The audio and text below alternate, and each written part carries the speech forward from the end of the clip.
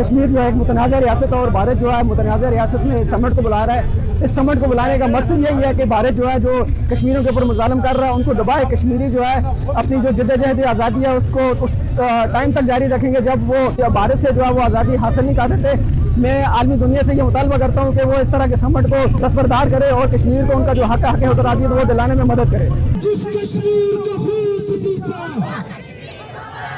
अपने कश्मीर को हम आजाद करेंगे, ये हक है हमारा। हम